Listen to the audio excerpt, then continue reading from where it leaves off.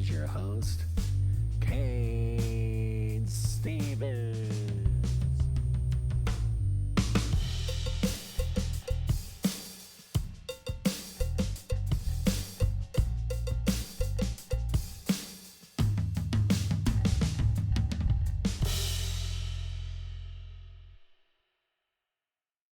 All right, everybody, welcome back to the Cain Stevens Super Show, the super show in all the land. I am your host, Cain Stevens, and I have for you another super guest. Can you believe it? I think you can because you've been sticking around with me for a while now. I've got uh, a young lady who is multi-talented. She does a lot of different things. She's an author. She's a recording artist. She's an actor. She's also an entrepreneur. And she has a book that she recently released not too long ago. And with that being said, so that I don't hype her up too much, jokingly, no, I need to hype her up more, actually. Let's get the interview going here. This is my interview with Raven Rae, everybody. Hello. Show, how are you? Thank you. I'm good. How are you, Cain? I'm doing great. So you're are you in Cleveland right now? Is that how I Yeah. understand it? Right. Yep. How's It's a little Cleveland cold. today? What's Cleveland looking like this morning? It's a little chilly outside. Yep. A little frigid. Yeah, do you like the cold weather? I can't stand it. I absolutely hate it. And I live in the Midwest. It's all right. I like having all four seasons, so I don't mind. Yeah. What's your favorite? If you had to pick, like, what's your favorite season? Ooh, I would say summer for the sun, Yeah, obviously. Winter for Christmas. absolutely. That's the thing is I love summer. A lot of people say they hate the warm. Like I would much rather be, 100 degrees and have the sun baking on me than sit there in like the frigid Midwest cold. But maybe this show will take me to a tropical paradise someday, but but I doubt it, man. So once again, welcome to the show. Thank Um, you. so I want to dive into your book. So you recently released a book, and I want to talk about it a little bit. And the book is called Butterfly Language, correct? Yes. And you released it on Amazon. And could you tell me a little bit about the book so that the listeners kind of get an idea of the tone of what that type of show we got going on here, and just what you're trying to get across to everybody with this book? Yes. So, Butterfly Language is a book that I wrote that tells my caterpillar to butterfly transformation story. I walk the reader through all three of my albums in a format that tells the stories behind the music. And it's also a personal development, self help memoir, if you will. So, there's lessons and stories, frameworks, poetry and interactive QR codes that the reader can scan to listen to the music as they read. So it's just a very powerful book that I hope will transform a lot of people's lives and just help them wherever they are and whatever season they're in. I love that. I mean, as a musician myself, I'm also a recording artist. I think that what you did with the book to tie it into your albums and kind of kind of like the metamorphosis of yourself and how you've changed, I think is just an unbelievable idea. Because people don't realize how much like the music. Like I know my music, my two albums that I released. I I tell people this all the time. Like I literally puked out my entire like all of my feelings into Yes. these albums, and they were really hard to write. I don't think people understand that, especially when you're the writer. You like maybe it's easy for some people. For me, it was hard to write. Thinking about the people I've lost, the Yeah. all the tragedy and all the things that have gone on in my life that kind of like blended it together. So I can only imagine, going through this and your journey, what it was like. And this is why I do the show. I mean, I love talking to people all over the world Yeah. about their journey through life, because really this is the human experience, isn't it? I mean, here we are in a podcast. We're talking in two different cities on a nice morning like today, and I mean, I really can't complain. I mean, I woke up today. I get to do this, so that's how we have to look at it. But tell us more about your journey. I mean, where it started, where it kind of transgressed, and where it's going, without giving too much of the book away. Sure. So I'll just jump right in. I started singing at the age of 4, and then at the age of 5, I unfortunately lost my mother to cancer. So my life kind of took this turn, if you could imagine, even that young. And I had to grow up very, very quickly. I had to learn a lot about myself very quickly. And I was developing all of these medical illnesses kind of one by one. Like it was like I was collecting them like Pokemon or something. And it was just like, what is happening? So first it was ulcerative colitis that I got diagnosed with at the age of 9. And I was told that I will have to take all these pills just to function properly.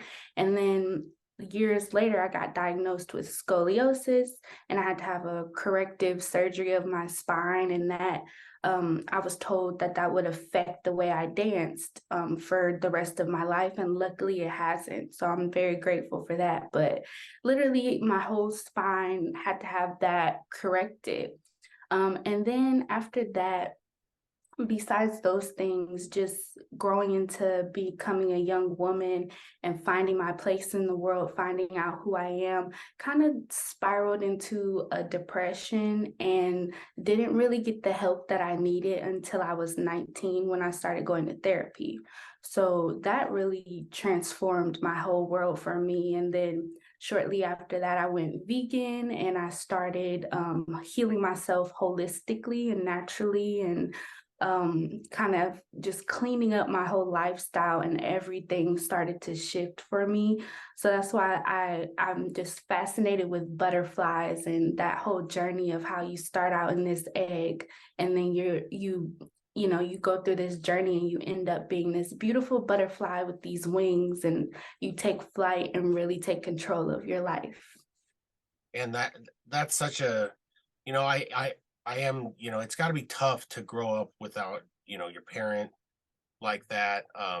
Obviously, it's even probably hard as an adult when you think about it all and all the time you miss. Did you have other adults in your life, other family members and people who kind of helped you along the way? Yeah, I was very blessed to have a group of women who raised me. I was raised by 5 incredible women, my grandmother, my godmothers, my aunts, and then I had a very strong system of mentors, you could say, who were also very instrumental in my life.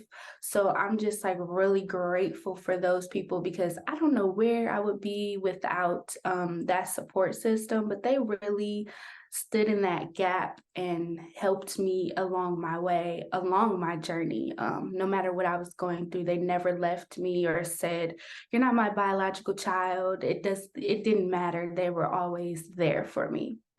Well, everybody needs a strong woman in their life of some way, shape, or form. Like me, I was lucky. I had, grandmothers, great grandmother that, my mom, my sisters. I had a lot of strong, opinionated and Mhm. strong-willed women in my life, but they were all instrumental in kind of pushing me forward. So there's definitely something to be said about that. It does take a village to raise a Mhm. child, and it sounds like that's exactly what happened with you.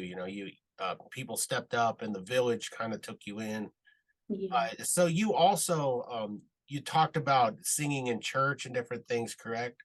So Yeah. is that kind of where you got your musical background from? Did you do like choir and that type of thing? Yeah, so I started out singing in the church choir.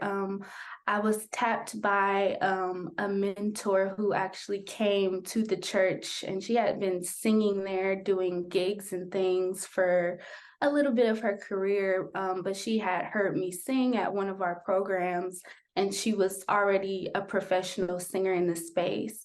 Right. She was doing things with BET and different other Black entertainment networks, and was kind of getting her footing as a gospel singer. And she was pretty well known in some places throughout the United States.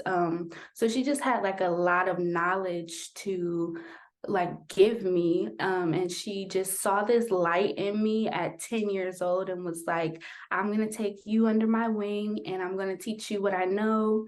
And she did that. She fulfilled her word. And then a couple years later, we recorded a song together. She allowed me to be on my first recording at 10 years old. So that was a beautiful experience.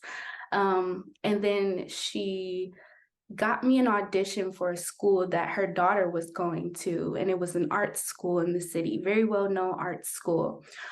So I auditioned, I got in, and that's where my training really started, with the choir and a jazz art ensemble, and classical music, and just like really an eclectic blend of music. So just very grateful for that experience as well, and for her pushing me to just do my best. Man, I don't. I recently this week tried did a rehearsal with a African American church here in town as a Mhm, guitar player. My one of my friends that I grew up with is a pastor there, mhm, and we played football together, and we've talked back and forth for years. He asked me to come try, and you know, however, I wasn't a great fit for it because I'm a rock guitar player and everything. okay. But man, I was blown away by like the organ player and like the singers. Like these people can really move, you know what I mean, on their instruments Yeah. and like the key changes and stuff. Like I was like, there is zero way I would ever be able to prepare as a guitar player like week by week with some of the songs that they were doing. And so I got kind of like scared a little bit, because I wanted to everything I do, I want to do well. Mhm, It's not about ego for me. It's not about, oh, how do I look? It's more about like I just want to do a good job for people. So, I yeah. unfortunately had to say I can't do it for a lot of reasons. I'm really busy right now with a lot of different things, but I really do respect those of you guys that want to talk about the church and how, oh, church music is boring. You haven't been to the right churches, have you? Some of the like these places, like these ladies' voices were angelic, and they were older African American women. They've been singing forever. Their voices were just perfectly in sync. And I was sitting in the back of the like in the pews waiting, and I was thinking to myself, like, I wonder if this is what heaven's like. You know what I mean? Like just people with these voices singing like perfect all the time. And I don't know. It was just kind of a cool moment for me. I wish it had worked out, but it sounds like it worked out for you though. It sounds like you did pretty well with what you've done. Thank you. Yeah, it's definitely that soul that you have to have no matter Yeah. what you do. I think the church is just like the best place to get your start because you have people hyping you up and you also have people giving you feedback. So it's just a good environment overall, but I would definitely say it all comes back to that soul as a musician. It's just like you can be book smart in the church all you want. You can sight read music all you want, but if you're not connecting with it from your heart, then it's not going to be authentic. Yeah. Well, I never learned to read music. I had to learn to literally play every chord that I can get a hold of and memorize and work on stuff like that and play by ear. And so at first it was hard for me because it was like I couldn't hear because one, the voices are soaring in a church, and then you Yeah. got the organ and the organ is like super loud. And so I moved. And then once I did like a smaller band rehearsal with just me, the drummer, and the piano player, I mean, we were a pretty sweet band, you know what I mean? Like I'll bet if we rehearsed some songs, we could have been a pretty bad band out there doing some stuff. But I just, I do feel bad that it didn't work out. But that's the way it goes sometimes. Sometimes you don't have time. There's a lot of commitment to it too. It's just like Yeah. being in any band. You have to commit your time. You have to do what you can. But hopefully, I get on the church stage one of these days. I'm still hoping to play for a church somewhere that Mhm. my style fits in more. So, but while we're talking about music, let's talk about your music a little bit. Let's go back to because that's kind of a integral part of your book. Is Yeah. that so? You started you released your first album when? I released my first album in 2019. Okay. Borderline, yeah. And that one was very powerful. As you can imagine, the first album is always, I would say, experimental in some senses. But I was very clear about what I wanted it to be. So it was a mental health awareness album through and through. I talk about my story. I talk about depression openly. I talk about anxiety openly.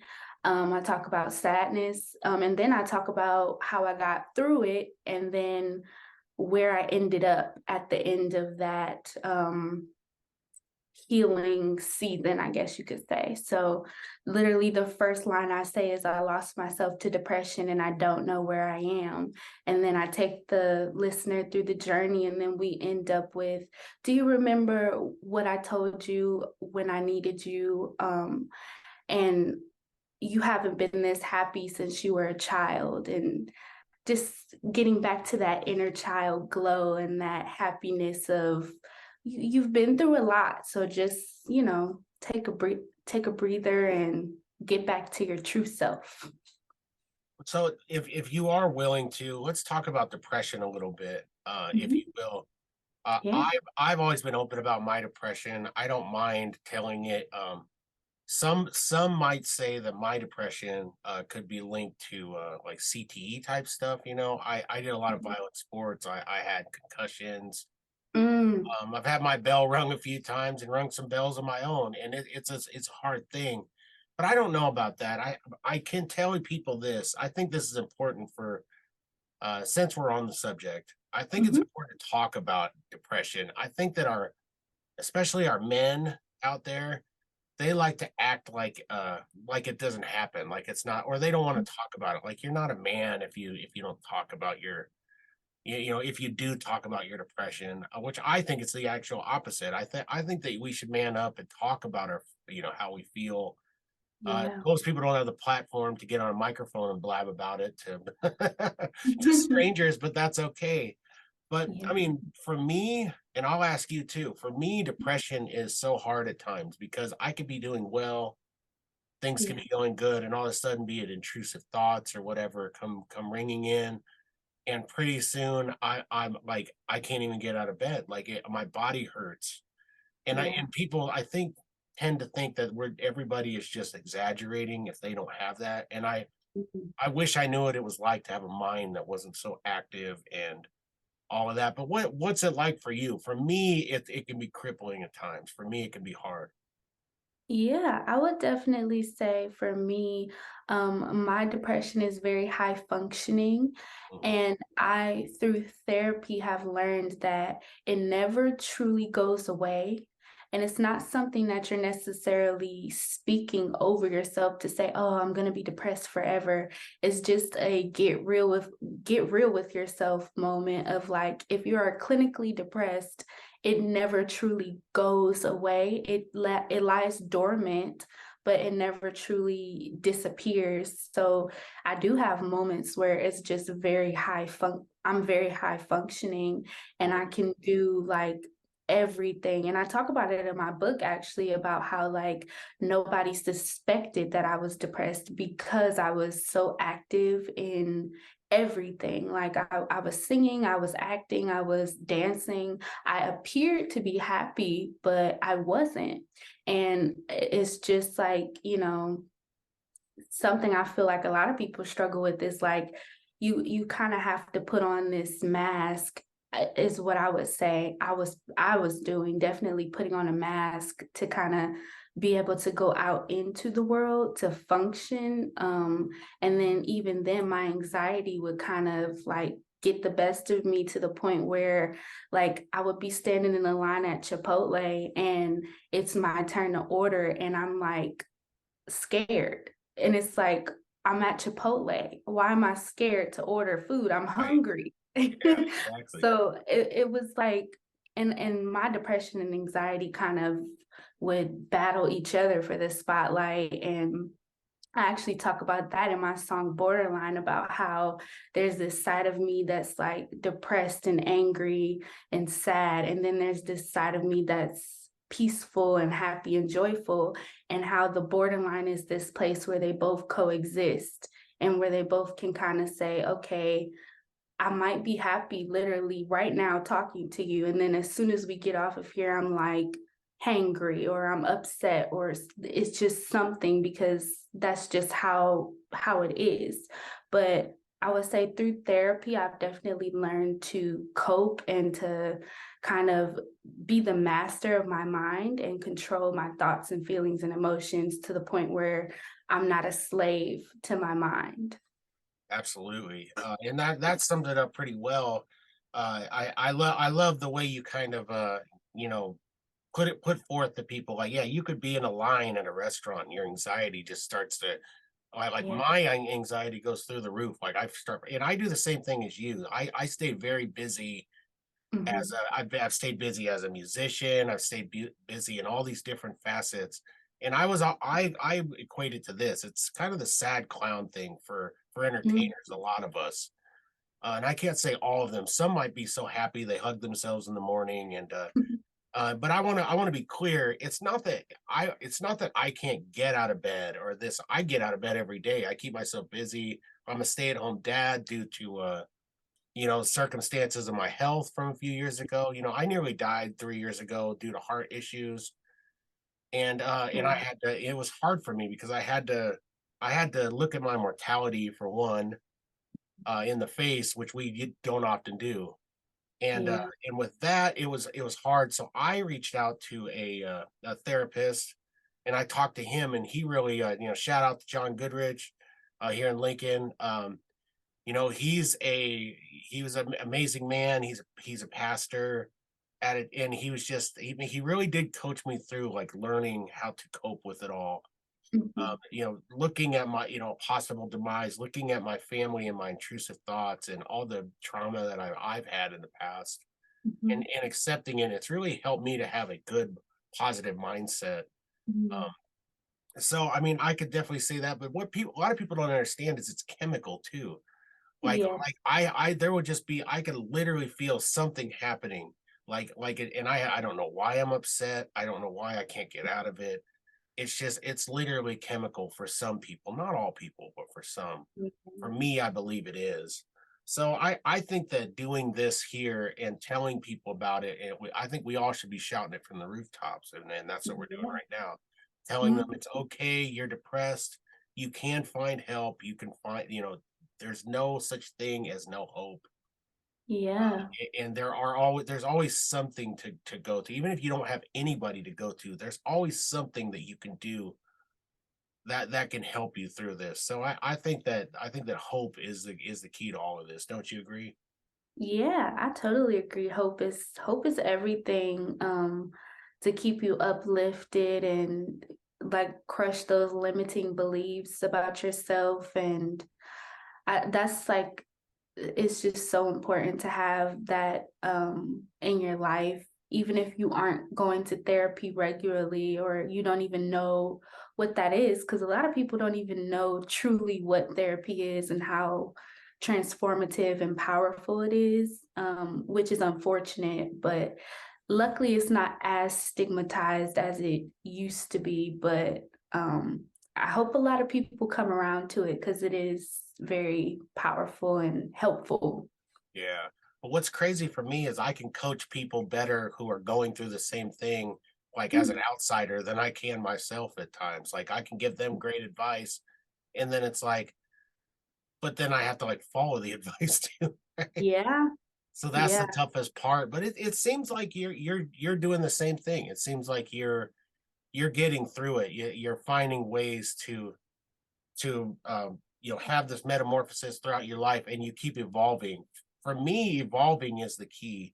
Like I've always looked at it like this. Every tragedy that I've had in my life, I tell my mind this is a great time for me to make a change, yeah. mentally, and change myself for the better. And I've always come out like a better musician, a better podcaster, a better business person, whatever, out of it, because I take that pain and I run with it. And I don't do it in a way of like, oh, I'm going to get these people for what they did to me. I do it as I'm Mhm. going to make myself a better version. Like this version, I don't necessarily, it's time for me to move on. And maybe that's what it's like to grow older. I mean, how old are you? I'm 25. You're 25. So I mean, in females are usually way past us guys anyway. So you're 25, I'm 41. You're probably like beyond my mental maturity, even at 41 now. But I can only imagine, where you'll be when you get to my age. You could be like on another level altogether. You know what I'm saying? But for us, it's different. Like this 41, it took me a long time to mature as a human being. It took a tragedy of almost dying and all of that stuff. And I just want to say this to the listeners out there: is don't wait until something bad happens, because sometimes the bad happens and there's no returning from it. I was given an opportunity to keep going. And so, I don't push my religion on everybody, but I'll just say this, I'll just say whatever you believe. I believe that I was given extra time to do a lot of great things. And I thank my lucky stars, or, I thank God every day that I'm here on this earth. I thank God for every breath that I get, and I hope Yeah. that you all can do the same. And if you don't believe in God, just look at the positives of life and just thank your lucky stars that you're still here and you're still enjoying the experience of being a human being. Yeah, totally. And I like to look at it as every day is a new chance to start over, if you will. And some people don't like to start over, but I'll say I love starting over, because if I didn't hit it yesterday, I know I can do a better job tomorrow, and that's okay with me. But I love how you said that, like, don't start living until it's time to die, because you never know when it's Yeah. gonna happen. And yeah. That's the hardest thing with like family members too. Like all the little nitpicky stuff and the things that you might get into it with family and friends. I always get kind of like bent out of shape about like, just like, if we could just look at it as, what if we weren't here tomorrow? Like, wouldn't you be sad if that person, if you had no more chances of being a better, person to this person, a better uncle, a better brother, a better dad, a better all these things. So I love what you said as well, is that I too like to start over. I like to start over for many reasons, because I think that's how you evolve as a mind and as a Yeah. soul and as a person. And we just continue to evolve by starting over, where we're constant fixer uppers, right? I mean, Yeah. that's what it is. And nobody's perfect. And the people who say they are usually the glass houses out there, who you can you can throw a little pebble and the whole thing's coming down.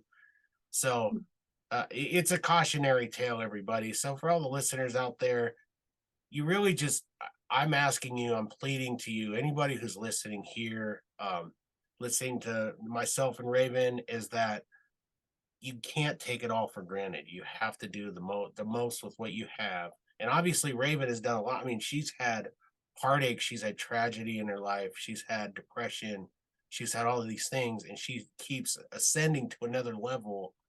You're leveling up. If this was a video game, right? You're leveling up each time, get Yeah. those extra lives. So I would suggest that you all do the same.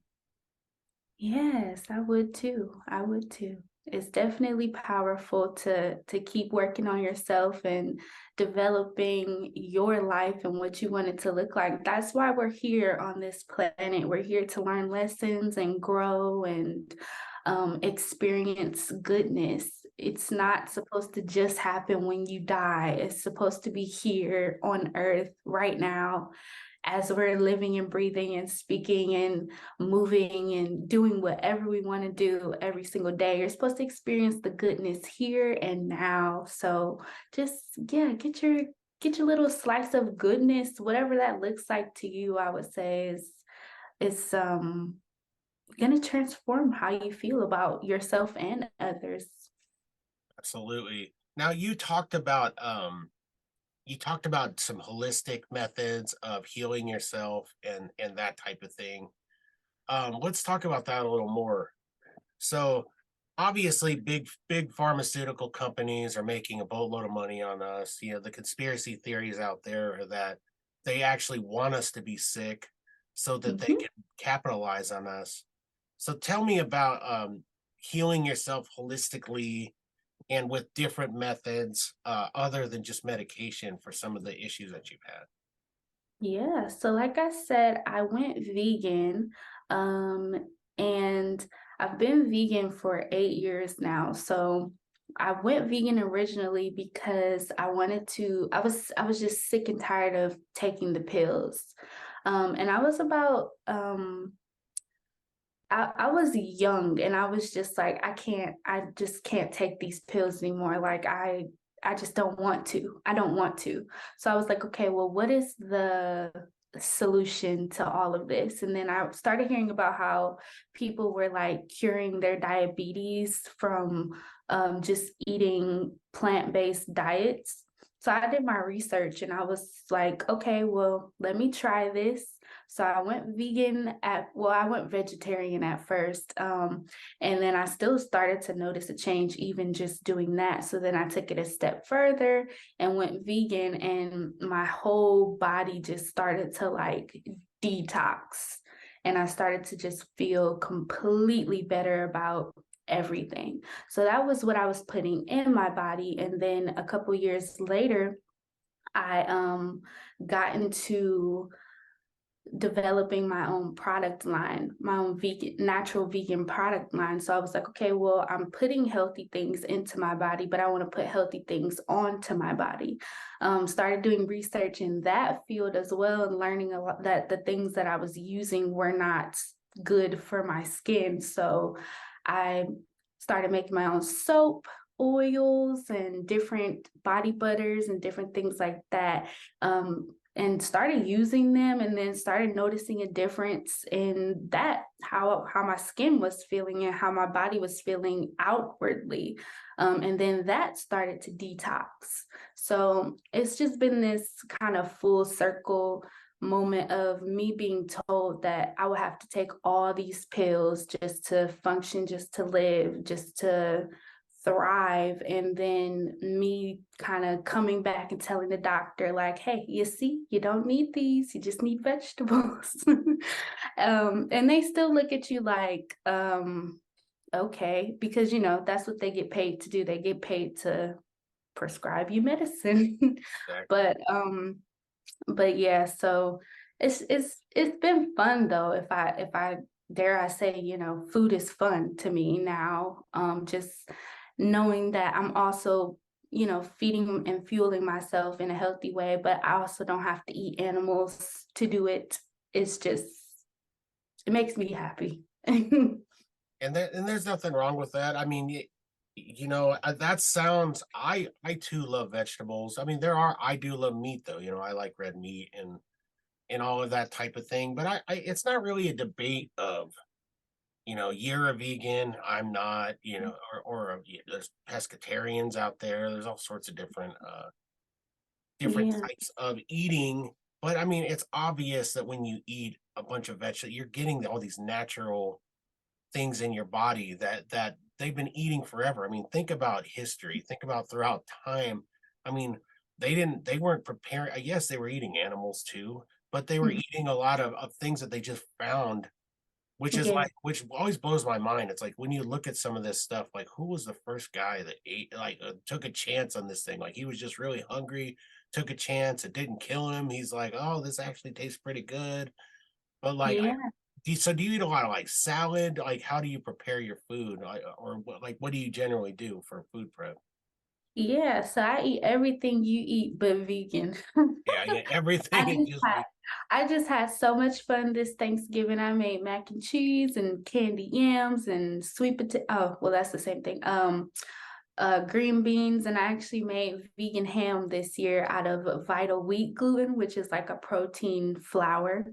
But I eat a lot of salad. I eat a lot of beans and leafy vegetables, and yeah, I like to play around though in the kitchen. I love to cook, so that's like one of my other passions and favorite things to do, and just kind of figuring out how I can veganize things. I love a good vegan burger. I love a good vegan steak. Like I said, I eat everything you do, but vegan. It ain't all bad, right? I had one of the best burgers I've ever. It was an oatmeal burger that they made like this at a restaurant here in Lincoln. And man, I actually begged the waitress to if I could just get the recipe. I was like, I'm not going to compete with you Mm. guys. I'm not good enough of a cook to like, I'm going to take you guys out of the oatmeal burger business. She actually gave it to me, and then we started making it at Oh. home. And it was a really good recipe, and it does taste like a burger at the end of the day.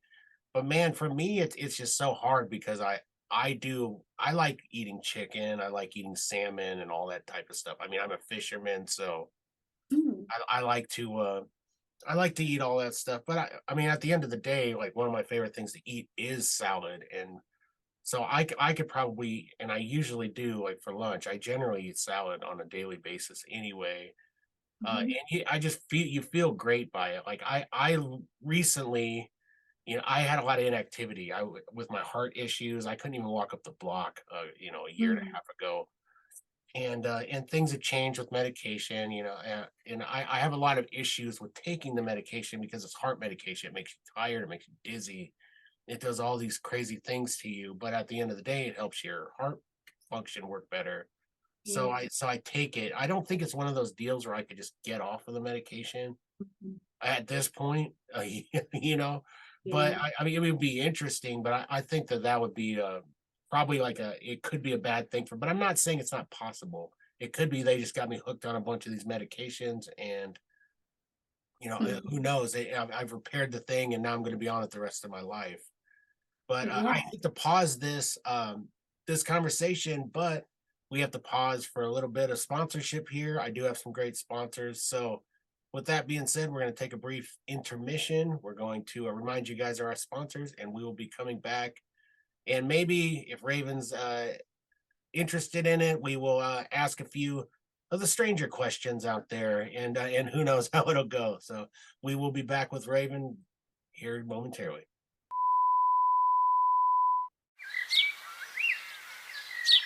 Hey there, grooming gurus. We've got something wild for you today. That's right, folks. Get ready to tame the untamed with products that redefine the beard game. Introducing the Elegant Sasquatch Grooming Company. Elegant Sasquatch, that sounds like a contradiction, doesn't it?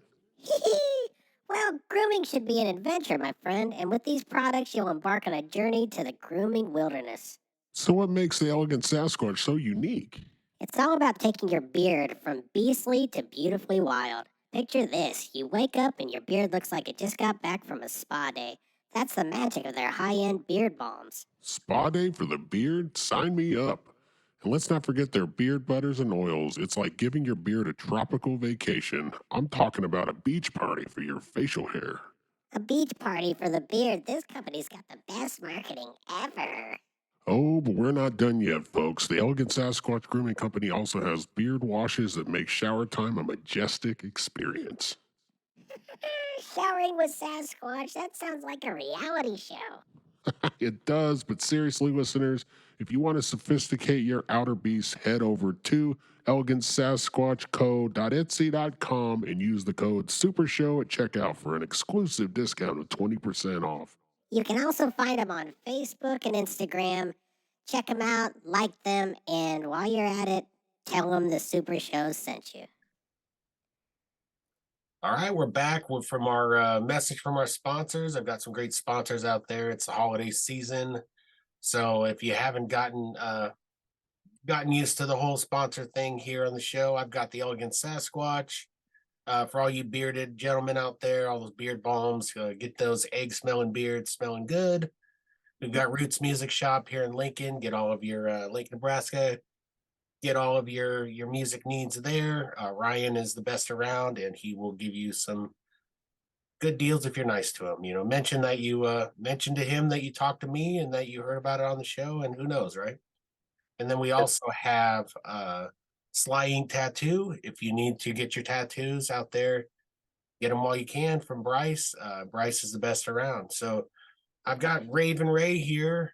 She's back. I can't believe she agreed to come back for a second and a half, but we haven't scared her off just yet, right? No, no, no, no. So, Not so at all. I am happy to be here. perfect. Well, this is the portion of the show where I like to get weird with people. I'm kind of a weird guy. I'm pretty, we got all the good stuff out of the way. Now let's get to the to the other side of. So what I do is I do some paranormal investigation. I've always been really big into ghosts and goblins and all that good stuff. So I mean, we talked about spirituality with you a little bit. So I was hoping maybe you'd be open to talking about some of this stuff. So let's start off with, I generally like to ask guests. This is not, by the way, this is not the Cain Stevens Paranormal Super Show anymore. This is the Super Show. We have ascended to a higher level where we talk to all different guests, but I like to add a little bit of paranormal flair to each show. So have you encountered any ghosts? Do you believe in ghosts? Do you have a ghost story for me? What do you got? Do you have anything that you want to, or are you not interested in talking about that stuff at all? It's okay. I actually have never encountered a ghost, but um I do believe in the spiritual realm very heavily, and I do believe that energy never dies, so that everyone who has passed on, they are still here with us in our realm. We just cannot see them physically. You can feel their energy, you can feel their presences and their spirits, but we just can't see them physically. Now, I really do like watching I don't even know what you call them, the ghost hunters, ghostbusters shows.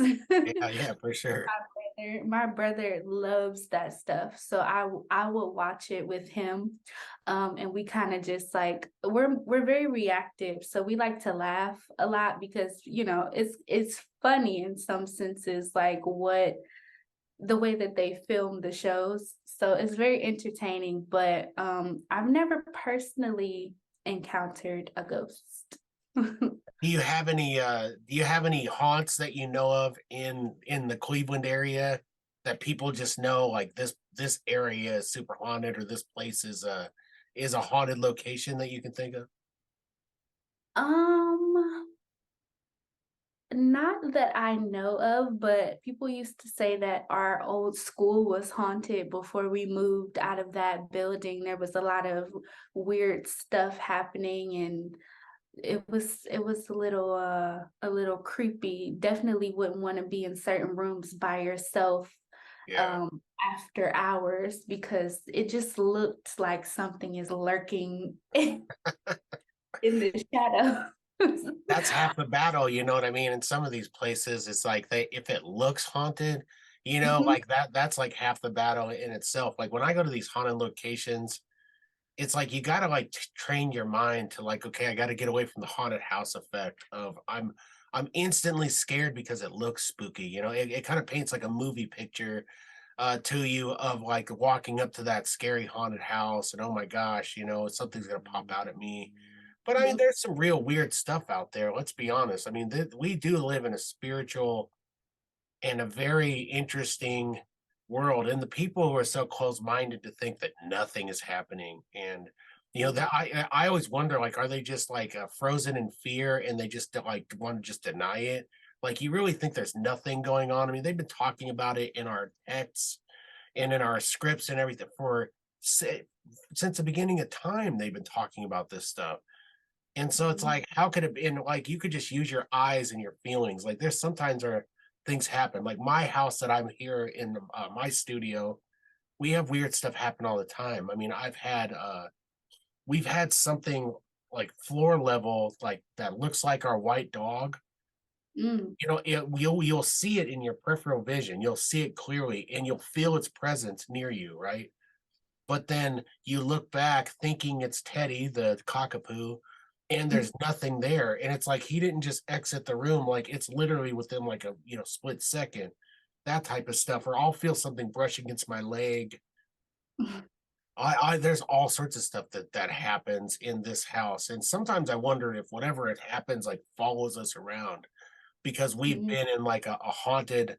We were in an extremely haunted place here in Lincoln, in Northwest Lincoln, where it was like an old Air Force base, and like lots of people say that it's haunted, but like we lived like a true haunting. Like, I've told the story on the show many times, like bringing a priest in, like just scary stuff.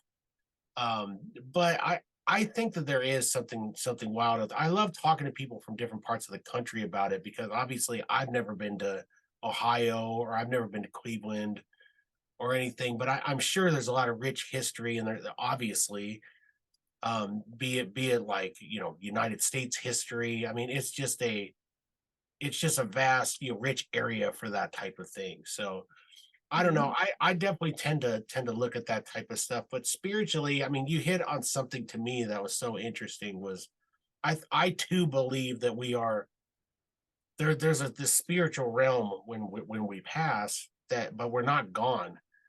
Yeah, Yeah. I believe that fully. If you want to believe it religiously, I think that it lays it out for you clearly in that sense. But I think that we tend to kind of look at it in like a small window, like, oh, it's so cut and dry, like you're either going to heaven or you're going to hell. But I don't necessarily think that that's the case. So I'm constantly searching for the answers. What do you think about without diving too far, what do you think about what happens when we die? Like, would you be willing to talk about that sort of thing? Yeah, I've never been asked this question before on an interview, but I talk about it all the time. I believe that, like I said, energy never dies. And I believe that heaven and hell are actually states of consciousness and frequencies.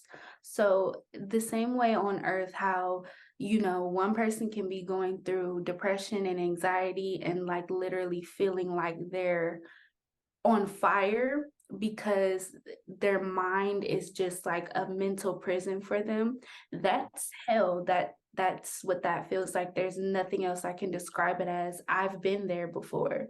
And in the other sense, somebody else can be living the best life possible, happy, peaceful, joyful, giving to others with expecting nothing in return, just like experiencing a life full of abundance. That's heaven.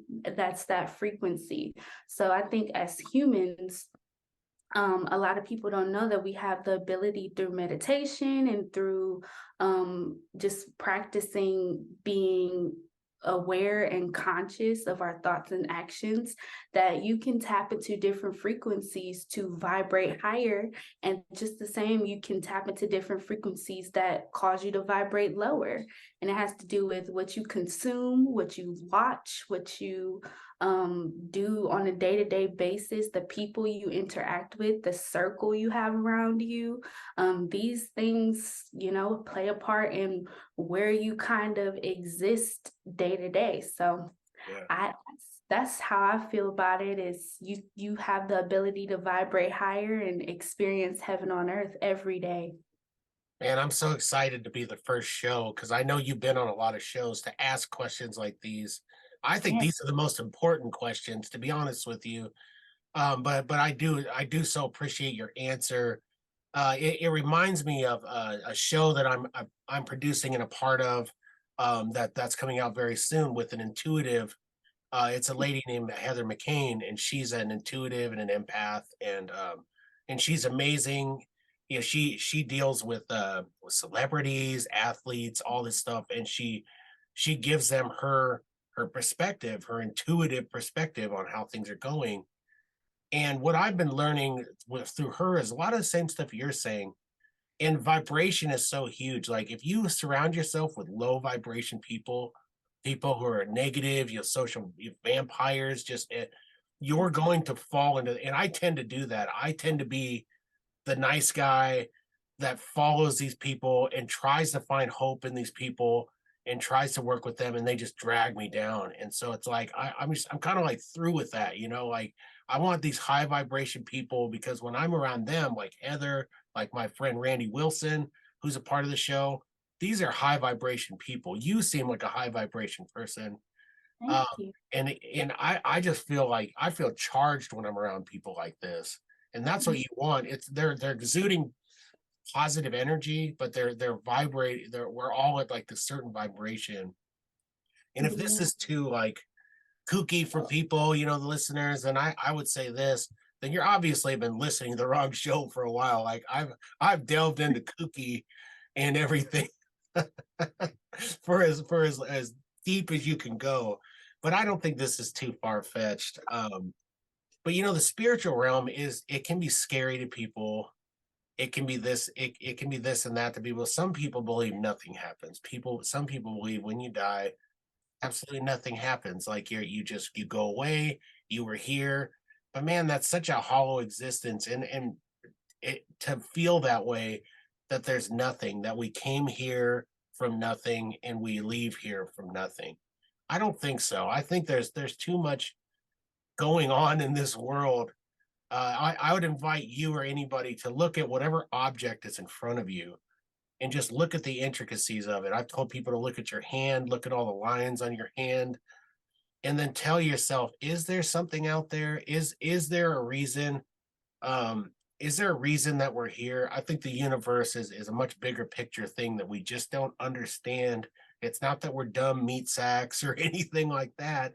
It's not that. It's just it's something that we couldn't possibly fathom what it is. I mean, look at the James Webb, uh, all of that stuff on like space and everything, and look at like all of the pictures that they're bringing back to us throughout the universe, and tell me that we came from nothing. We came from a single explosion or this and that. I would welcome anyone. If somebody wants to come on the show, I'd welcome anybody, you flat earthers, you people who do all this. I would love for you to come on the show and tell. If you're a flat earther, please, I'll give you your time to tell me. But I tend to get like a little bit like when people want to tell me about like how we haven't been to space and everything. So do you know any flat earthers? Are you yourself a flat earther? No, I don't know any, but I love conspiracy theories. Yeah. So I Yeah, me too. fallen down that rabbit hole, the whole matrix effect, and I forget what it's called when, people say that something happened, or we all think something happened, and then Mandela effect, right? yes, the Yeah. Mandela Effect. I love like all these conspiracy theories, and I am like years ago, I've spent hours just on YouTube, just watching all these videos about everything. Mm. So it's definitely like interesting, and I do believe a lot of things that we're being told are not true, but Absolutely. I do believe that there is some truth in, everything that we know. But even The Simpsons, like that's very fascinating to me how they predict things and It's like a time traveler is running the show, right? Like somebody who's like laying it out for us so that we can be ready for when it actually happens. It's pretty wild. yeah, it's definitely very, very interesting to me, for sure. I actually, it's like a craving you get to watch conspiracy theory videos. I don't know if anybody Yeah. else has that, but it's interesting. Especially TikTok. TikTok is the ultimate rabbit hole. My kids introduced me to TikTok probably a couple years ago. And at first I was like, well, this is stupid. I mean, well, and just hear me out. It's a lot of like females with no clothes on, and so at first I'm like, man, this is just a way for hoes to be hoes, showing body, doing all this stuff. But it's like what, but then I started digging it. It like curates into all the stuff you like conspiracy theories and things like that. And it's like the rabbit hole is amazing. Like I have gone down the flat earth rabbit hole, and I've almost believed it. I do believe our government lies to us constantly for whatever reason. I think that's just, it's almost like established, isn't it? Like they're just not telling, like UFOs and everything, for example. But Yeah. the flat earth thing, I guess it just grinds my gears because they're basically saying, I had one guy, for example, tell me that space is water. And he used it in a biblical sense. Okay. They talk about the firmament and everything. And And he said, space is water. It says right here in the Bible. And I said to him, well, I think that you're interpreting it wrong. I think that you're interpreting either a metaphor or something that the writer back then, be it, Moses or whoever, right? I think that they didn't know how to interpret what they were looking at, because they were like the first, if you believe in that stuff, they were like the first people, right? So the first people are looking up at this vast space. What do they think it is? Oh, that could be water, right? It's raining, it's coming down. They could look at it literally. That's just my opinion. But to say that all of these rockets completely traject into like a dome and then explode is ridiculous, because we literally have satellites in space. So my answer to flat earthers is this: then how do we, like, where are we watching TV? Where are all these satellites going? Like, they're not floating around up at the top of our atmosphere, I don't think. But then again, they could make the case I'm never going to go to space. So how do I know, right? Maybe I'll get in a spaceship and they'll shoot me up there and we'll explode and I never got there. But I feel like there's plenty of evidence proving to us that we have been to space. I mean, what do you think? Do you like conspiracy theories? Let's talk about the moon landing, for example. Don't you think it is possible that they faked it just for the simple fact that they wanted to be the first, right? They were in like a race to space and all this type of stuff. They wanted to show superiority of what we could do with our scientists. Yeah. They could have faked it. I don't know. I mean, do you think that the moon landing was a sham? What do you think it? Um, I don't know. I feel like there's just so much that we don't know, and I feel like there's good reason for it. I do, because I think a lot of people cannot handle the truth. You can't handle the truth, right? Just like in the movie. I don't think a lot of people can handle like what could possibly be going on. I think aliens are real. I don't necessarily know if we're all from this planet, because some people don't act like they are, in good and bad senses. So I I think don't some know. would argue that I'm not. I like to joke that my brother is an alien, because he's really special. Like, Yeah. and not in a bad way at all, but like he's just very, very special, like calm, gentle spirit. Just I love my brother, but I like to joke he's an alien. He sounds cool. He sounds like someone I would hang out with. Like, we could watch ghost shows and vibrate at a higher level together, mentally and everything else. He sounds good. Yeah, he's so zen. He's so zen. He would be down. Heck yeah. Well, I know we don't have a ton of time left, but I want you to ask. I have this magic 8 ball here, okay?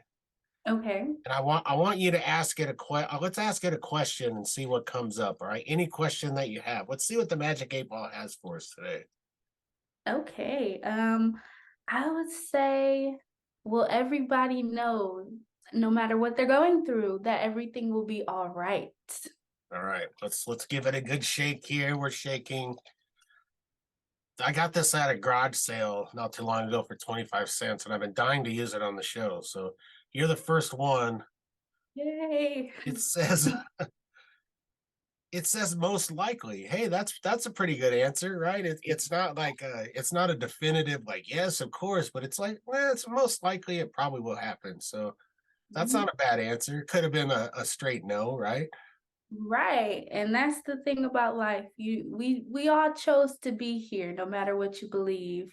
Yeah. We chose to come here to do something with our lives, to fulfill some type of a purpose. So it's all going to be all right someday, sometime. It will. And we right before we go to promoting some things for you, I do want to say, you talked about the Mandela Effect. I'm going to tell you the Mandela Effect one that really blew my mind, and it still does. And I don't know if it's the internet playing games with us or what, but it was the Monopoly guy. Was he wearing a monocle or was he not? Now now they say he was never wearing a monocle, but I swear that guy always had a monocle. And even in Ace Ventura, where they have like the guy pretending to be, I swear he had a monocle too. Like, but all this stuff was erased. Like, which one blew your mind? I think there was one about I don't know if there was one about like the Pringles can or something. Like they were saying he had a mustache or he didn't have a mustache. I don't even know if Yeah. that's the correct one. But there was that one, and then there was another one about some movie where they were saying that the logo didn't quite match, like Yeah. people were remembering it one way, but it was actually another way. I can't even remember specifically what they were, but like when I see these things, I'm like, no, it was totally that. It was that. I remember that. And Yeah. then Like you remember it fully, right? Just like most of us do. Like, yeah. Well, like for it's example, the Sinbad movie that they're always talking about. I swear that that one. was a Sinbad Yes, movie where he was that a genie, and now everyone it's just erased from history. It's like there's nothing there saying that it's even around, and Sinbad saying he never was, and all this stuff. I'm like, I swear to you, I would swear on everything that Sinbad was in a genie movie, and I watched it, and it was. one. I'm sure it was cheesy, but it's like I swear I watched it. I know I watched it because I actually came across it on Netflix a couple years ago, and I was like, what is this? And I just randomly watched it one day. But actually, a couple weeks ago, I saw this article where they were saying it was all like a hoax, like they were trying to Oh, bury it on purpose. So yeah. I think a lot of these things are kind of like, okay, are you trying to bury something because, it didn't turn out how you wanted it to, or I don't know, but I know I watched that movie and it was good. It was a funny movie, but I know I saw it. Well, it's like the Berenstein Bears, and it's like spelled like Berenstain.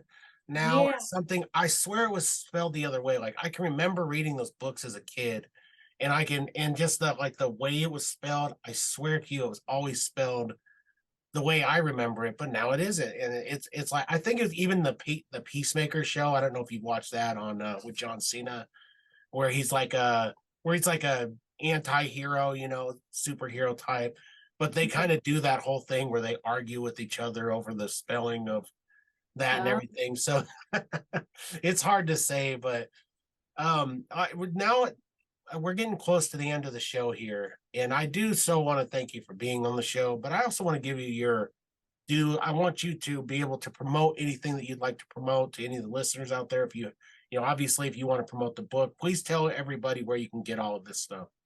yes. Well, thank you so much for having me. This was really fun. Like, I really enjoyed my time on your show. And if anyone wants to connect with me or follow me or learn more, you can follow me on Instagram at Raven Rae Official. I also have a website, ravenraeofficial.com, and my book, Butterfly Language, is on Amazon. And I'm also on YouTube at Raven Rae Sings, and you can find all of my music on any streaming platform at Raven Rae. And you've got a heck of a catalog of things going on. And yeah, I appreciate the time, and it's great to have talented people like yourself on to talk about weird stuff with me, like ghosts and all that stuff. So, Yeah, it was fun. so if you ever have anything else you want to promote, please contact me. Please come on. If you just have a thought and you're like, this weird thing happened to me at my house, something touched me and pulled me down or something, get a hold of me. All right, we'll talk about it on the show. Okay, I will definitely do that, and I hope our paths cross again. I hope so too. If you're ever in the Lincoln, Nebraska area for whatever reason, or like passing through, like most people are in this part of the country, hey, get a hold of me. All right. We can have coffee and we can talk about all this crazy stuff. Yes, for sure, for sure. I've never been to that neck of the woods before.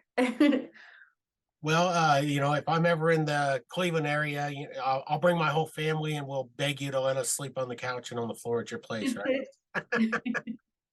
Well, thank you for your time, and you have a wonderful day. All right. Thank you so much, Cain. Have a good one. You as well. Take care.